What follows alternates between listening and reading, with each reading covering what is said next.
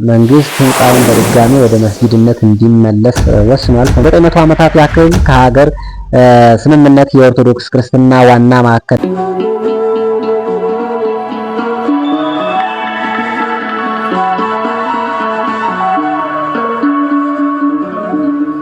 እንደምን አላችሁ ውድ ቤተሰቦቻችን፣ በያላችሁበት ሁሉ ሰላምና ጤና እንመኝላችኋለን።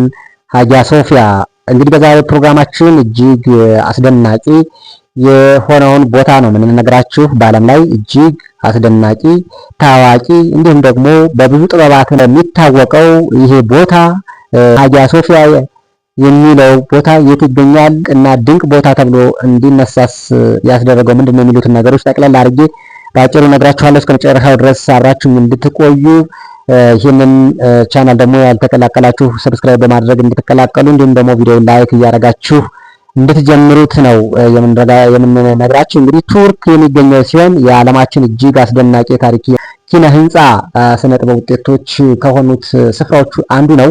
ከ1500 ዓመታት በላይ ያስቆጠረው ይህ ታሪካዊ ቦታ የንጉስ ነገስታት መነሻና መውደቂያ የሃይማኖትን መገለጫ ማዕከል ሆነው ቆይተዋል። እንግዲህ የመጀመሪያዎቹ አብያተ ክርስቲያናት እንግዲህ እነዚህ አብያተ ክርስቲያናት የአሁኑ ህንፃ ከመገንባቱ በፊት እንግዲህ በዚህ ቦታ ላይ ሁለት አብያተ ክርስቲያናት ነበሩ። የመጀመሪያው ቤተ ክርስቲያን እንግዲህ በ360 ዓመተ ምህረት በቆስጠንጢኖስ ዳግማዊ የተገነባ ሲሆን እንግዲህ በ404 ዓመተ ምህረት በሁከት ምክንያት እንግዲህ በሳት ወድሟል ማለት ነው። በሁለተኛው ቤተ ክርስቲያን እንግዲህ በ415 ዓመተ ምህረት በቴዎድሮስ ዳግማዊ የተገነባ ሲሆን በ532 ዓመተ ምህረት በኒቃ ወቅት እንግዲህ በአመጽ ምክንያት ፈርሷል ማለት ነው።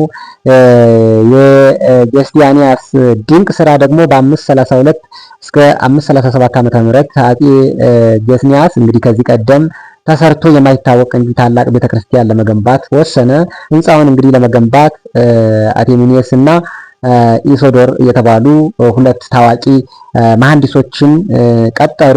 ግንባታው እንግዲህ የተጠናቀቀው እንግዲህ በ5 ዓመት ከ10 ወር ውስጥ ብቻ ሲሆን ይህም ለዘመኑ እጅግ ፈጣን ነበረ። ጉልላቱ እንግዲህ በወቅቱ በዓለም ላይ ትልቁ የነበረ ሲሆን ወደ 56 ሜትር ጉልላት የነበረና በአየር ላይ የተንጠለጠለ እንዲመስል ተደርጎ በተራራቀ የህንፃ ጥበብ ተገንብቷል። እንግዲህ የባዛንታይን ዘመን ላይ ስናይ ለ900 ዓመታት ያክል ከሀገር ስምምነት የኦርቶዶክስ ክርስትና ዋና ማዕከል መንግስት ህንፃውን በድጋሚ ወደ መስጊድነት እንዲመለስ ወስኗል። ሆንደና የባዛንታይን ንጉስ ነገስታት ዘውድ የሚጨብጡበት ቦታ ነበረ። በውስጡም እንግዲህ የሚያምሩ የወርቅ ሞዛይኮች ያጌጠ ነበረ። እንግዲህ ወደ የኦቶማን ቱርክ እንቅስቃሴና ወደ ኦቶማን ቱርክ ኢምፓየር ስንሄድ በ1453 እስከ 1934 ዓመተ ምህረት ድረስ ቆስጠንጢኖስን አሁን ኢስታንቡል ሲቆጣጠር ሀገረ ስምምነቱን ወደ መስጊድ ለወጠው። እንግዲህ ለውጦች እንግዲህ በመኖራቸው ተቀቡ። ይህ ሳይጠፉ እንዲቆዩ አድርጓቸዋል ማለት ነውና እስላማዊ ስነ ጽሁፍና ካሊግራፊኮችም ታክለውበት እንዳለ ነው የሚያሳየው። መንግስት ህንፃውን በድጋሚ ወደ መስጊድነት እንዲመለስ ወስኗል። 34 ዓመተ ምህረት እስከዛሬ ድረስ ባለው ሙዚየም በመሆኑ በ1934 ዓመተ ምህረት እንግዲህ የቱርክ መስራች ሙስጢፌ ከማል አታቱርክ ህንፃውን ወደ ሙዚየምነት ለወጠው። በዚህም የጥንት ክርስቲያናዊ ሞዛይኮችና እስላማዊ ጥበቦች በአንድ ላይ ለዓለም እይታ ከፍ እንዲል እና እንዲያደርግ ሆኗል ማለት ነው። በዩኔስኮም እንግዲህ በ1985 ዓመተ ምህረት በዓለም ቅርስነት ተመዝግቧል። ወደ መስጊድነት በመመለስም እንግዲህ በ2020 ዓመተ ምህረት መንግስት ህንፃውን በድጋሚ ወደ መስጊድነት እንዲመለስ ወስኗል። ሆኖም አሁን ቱሪስቶች ክፍት ሆኖ በቱሪስትነት በሙዚየምነት ተቀምጦ ብዙ ስራዎችን እና ገቢዎችን እያስገኘ ይገኛል ማለት ነው።